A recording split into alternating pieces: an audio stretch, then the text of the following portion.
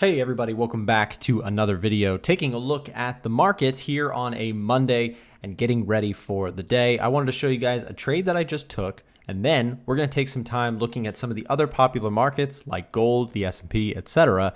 to see what's going on and what's setting up on this Monday, July 4th. Now, a little bit of disclaimer for you guys. This is actually a USA holiday. It's the 4th of July, which shout out to all my other fellow Americans. Happy 4th of July to you. But we are still going to do some chart analysis, see what's going on with the markets, and see if there's anything to play with. Of course, I actually just took a trade and had a good question about this that I wanted to pull up from a member here. And this was a good concern. So let's show that right now. So shout out to my friend here, Lord White, in the chat. This is one of our Discord users. And what we can see from Lord White is that he said, why enter an AUDUSD sell right now? The RBA rate hike is set to come out later tonight, which should surely affect AUD pairs. AUD can possibly shoot up or down, but still a major risk to enter an Aussie pair with rate hikes set later today. So here's the thing. That's actually a great question. Why enter a trade coming into the news? And the long answer, or the short answer, is basically that if we're taking a look at, as a swing trader, you're saying, well, there's always going to be news around the corner. So if I'm sitting there and I'm like, well, don't ever enter a trade because there's always news around the corner, I'll never actually enter a position. So what I usually do as a swing trader to account for the possibility of volatility on news is, let's say that the RBA rate hikes significantly and this thing shoots up against me like crazy, or something is subpar and we actually see the inverse reaction. There is going to be a little bit of variance, but I'm not expecting it to massively move markets. And perhaps it does, but most of the time, historically speaking, it doesn't do all that because usually the market sort of prices in and forecasts what they're thinking. Either ways, I still, choosing between AUD and USD, I'm still siding with the dollar right now. And I'll show you why here in just a moment. If we take a look at the Edge Finder has the AUDUSD as one of the strongest rated sells on the list. And if we take a look at the Aussie dollar specifically here, I want to show you guys some interesting facts. If we start looking at institutional positions on the Australian dollar, the big money is betting against the Aussie and for the dollar. And I can show you that not based on opinions, not based on, price patterns or anything like that. I know what smart money is doing because we can see from their reporting what they are doing. This is the institutional data that we get from the Commitment of Traders data that comes out once a week here from the futures market here in the USA. The AUD is much more sold than long from institutional players. This percentage here that we've pulled in with our software allows us to see what positions are long versus what positions are short when looking at things like the AUD and the USD. So with that being said, we are betting more on the dollar. That's a bias towards selling Aussies, buying dollars. And if we take a look at that here on the list of assets, you can see that the Commitment of Traders data gives us a -2 in the category, which ultimately points towards more of a sell side. Now, 60-40 in terms of long to short percentage, retail traders are still piled in long on this one. And so we got to be very careful that we don't try and jump in on the long train too early, especially with the crowd going against us here, or the retail crowd on the other side of the trade. We don't want to be with the retail crowd. We want to be, actually fading the retail crowd more often in my experience, because what ends up happening is that a lot of times retail traders, they'll buy things that are trending down and hold on to them, and then they'll sell things when they're trending up, and they're just constantly on the wrong side of the trade. So anyways, that was my Aussie dollar trade. You guys can see it right now. I am risking about 45 pips with this trade. I've shared it inside of our Discord group. By the way, big shout out to all the Discord members. If you guys would like to join the free Discord, I'll pin the free one down below in the description. And if you guys would like to actually get the full version and see the trades that I'm taking in real time, I've been taking a couple trades. I had one loser already this week. Unfortunately, GU did not go as well as I was hoping for, but maybe we can pull it back around with Aussie dollar. Risking 45 pips. Here's the full trade analysis if you'd like to pause the video and read through it yourself. But basically, nice little pullback to the 61.8% retracement. Price action looks pretty good here, and I'm willing to sell this pair as we pop up into this zone. I'm going to give it a stab. We'll see how it goes. Again, only 44,000 units, so not a big trade, just a small trade here going into the week, as today is a US holiday. So let's take a look at some other ones. What's going on with the gold market here? So gold having a little bit of a rebound since the, let's take a look at the daily chart. So look at this rejection. My goodness, you guys. You know who caught this trade? You know who caught this move is Frank. Look at this. Let's go spy on Frank for a second. Frank took a buy trade at 1749. This was on Friday, I believe, 1749, wait a second, no, 94. I was about to say 49. 1794.5, 1794.5. So Frank was in here buying right around these areas here. So shout out to Frank. That's an awesome trade, man.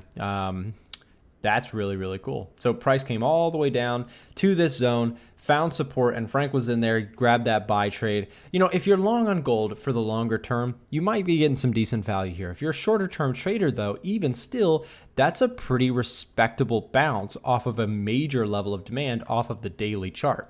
This could be an early sign that gold might have a little bit of a swing back to the upside coming here. And, you know, I mentioned this in my video yesterday for Sunday setups for the week. I'm still watching this as we go along to see if we can get to some sort of a breakout here of structure. So for example, can we get the breaks, right? Can we get these levels of resistance to actually get some follow through to the upside? So even though, yes, we've got a little bounce here, what I'd really personally like to see would be some kind of a break to the upside past this level, retest, pass, retest, right? So for example, a trade setup that I would look for would be, and I talked about this in my video yesterday, would be number one, see a break above structure.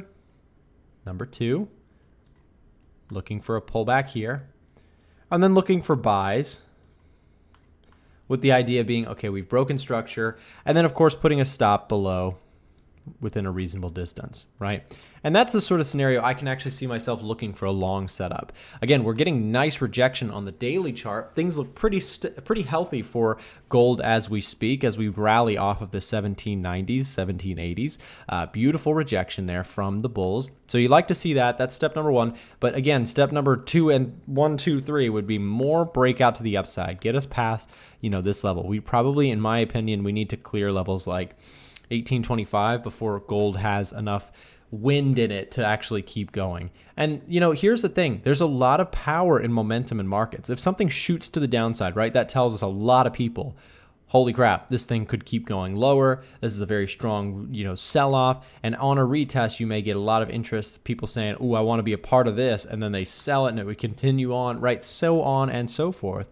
And that's what I'm saying we kind of need on the gold market for the upside. So let's take a look at another very interesting currency pair right now. I want to show you guys dollar yen. And dollar yen is rejecting off of this 4-hour level of support. Beautiful little rally here around 134.70, which is awesome. We're seeing that respect off of that level. Like I said, I am long bias on the dollar until further notice. What I would personally love to see, I think that, you know, if you wanted the trade, then maybe you're already in the trade. This is awesome.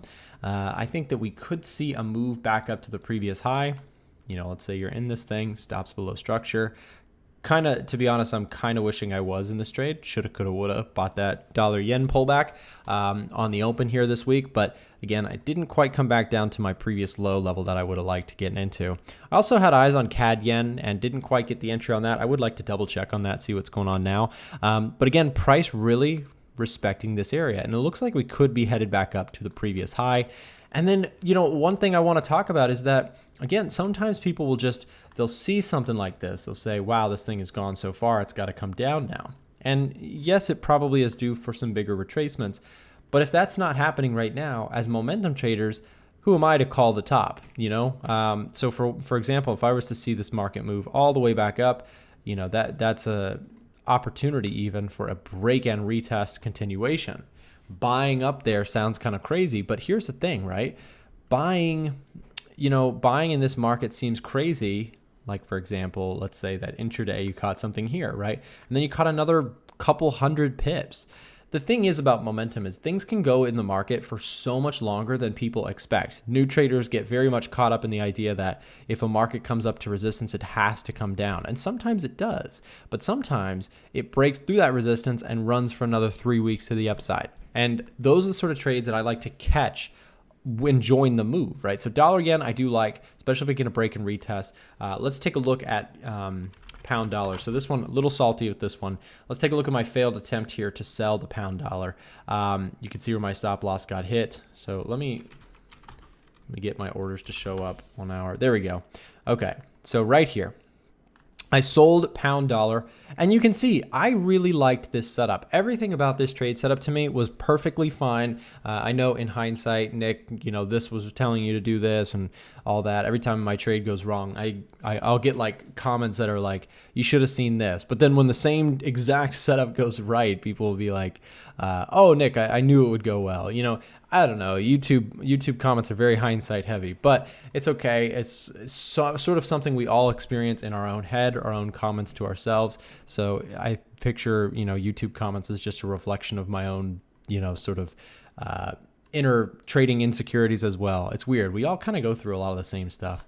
Anyways, I shorted pound dollar here off of a retest of the 61.8% retracement, and looking left, we had a nice level of resistance. Price shoots up, and on the open, I took it short. Went into profit for a little bit, so the entry wasn't terrible, it just didn't hold. And the market decided that it actually wanted to put a higher low in and shoot past this level of resistance, knocking me out of my trade right around, you can see the little blue ticker right there, right around here. Right around my orange line where my stop loss was. So, for now, there's no short here. I already took up a second attempt, as I talked about doing on my Sunday video, on my Aussie dollar short. So going forward on pound USD, if I really was to look to really short again, the next major contender is to me up here around 121.85, somewhere way up here, which gives us a longer term potential sell opportunity. So this is a bigger area on the higher time frames. We're sitting at the 50% retracement. Price is testing that 50%.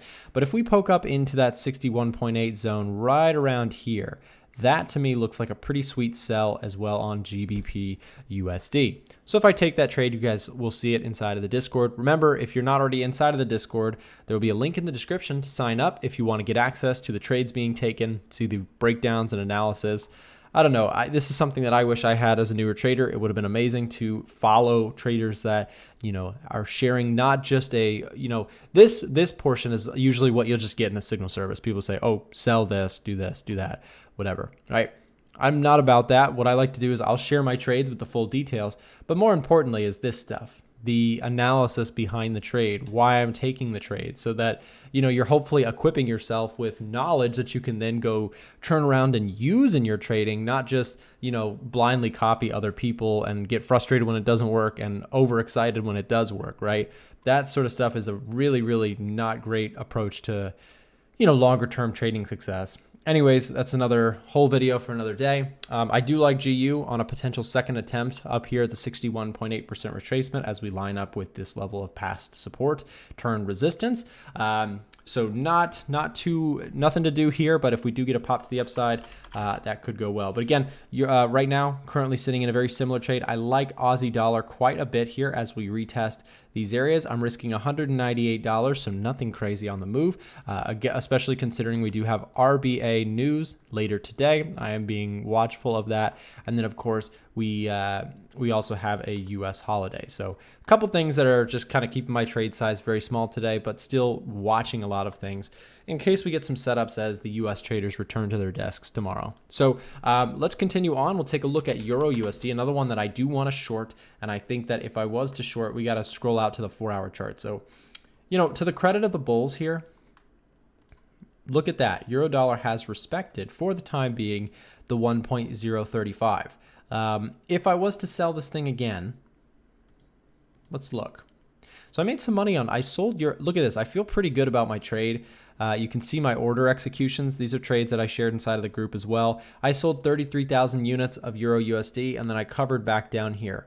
This was awesome. That was a nice little trade, right? And so now I may get that second attempt to try and sell this thing again as we start to trend back up a little bit off of the lows. Nice little rejection here. Bulls, to their credit, have found a little bit of a safe haven at the bottom here. So let's see if they can get a rally back up to these levels. That's going to be where I'm starting to see interest in potentially selling this thing again. But really got to be patient here. If I'm going to trade euro dollar, it's going to probably be on a move up to these major levels off of the 4-hour chart. as I also mentioned, I have a couple other ideas right now that I'm playing with, so I'm not in a rush to pick up a bunch of euro dollar shorts, but my interest will be, I guess, peaked if we start getting up into these regions again. So that's kind of what I like. Let's take a look at the S&P real quick. And usually I start with the S&P, but the reason I do that is because it gives us an idea of what risk sentiment is looking like. Well, right now, risk sentiment is not so happy, right? You take a look left. In fact, this is easiest to see on the daily chart, this red zone here. I mean, what the problem is, right? When you see like just market structure respecting bearish trends so well like this, it's just really tough to argue for the risk on side of things. What we need, risk on traders specifically, what they need is a break above and like a higher low. They need something, right? They need something to hold on to, because right now, the only thing we have to hold on to is just momentum to the downside and every little pump getting sold into big time. So we need something to change about that before we can really consider anything else. What that does is it leans towards, okay, just go with the status quo. We are going until further notice, until proven wrong, we are still bearish on the risk on asset list, which includes things like, of course, the S&P 500, but that also tends to lean towards selling Aussie dollars. That means selling GBP. That means buying USD, right? That means buying CHF, right? At least for the time being. So, and of course, my favorite pick of the litter is the US dollar. Let me show you guys something cool with the tool. We just worked on the Smart Money Tracker. This thing's getting a lot closer. We're very close. For those of you guys who are already using the Edge Finder, this is our market scanner. There will be a link in the description if you want to get access to it yourself. Let me show you guys something. So on the Commitment of Traders data report, we have the top 5 long COT assets. And what I want to show you is this little thing right here. The dollar is on top. US oil also on top. And gold also on top. So, you take that into consideration. You say, well, that's where the money is. That's the big ones. And then what about on the other side? Look at this. Top 5 short COT assets. CHF, GBP, and AUD. Hence why we are bearish on that stuff, right? We're bearish on what the big money is bearish on. We're bullish on what the big money is bullish on.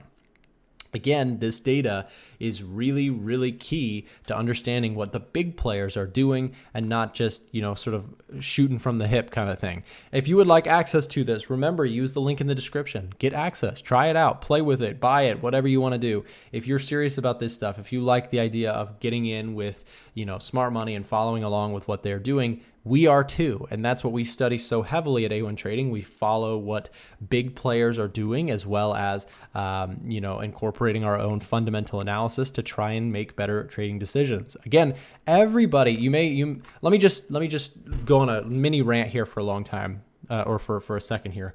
For a long time, traders have constantly been wondering, like, why doesn't, I get a perfect technical setup and then everything is right? Everything comes to my level. There's past support, everything, moving averages, everything looks good. And I sell the market. And then in that exact moment, things rally up and I lose my money. And the problem is that traders, in my personal opinion, focus so heavily on the charts. And the charts are fine. I like using charts for my own analysis, etc. But the problem is it leaves off some of the core information that actually drives this chart around. When we take a look at the Aussie dollar and we try and value whether or not this thing is going up or down, if you're only considering the charts, you can sometimes be just completely confused. You're only looking at price bars, which are reflections of what's actually happening from big money players, as well as what, for example, here's Aussie dollar.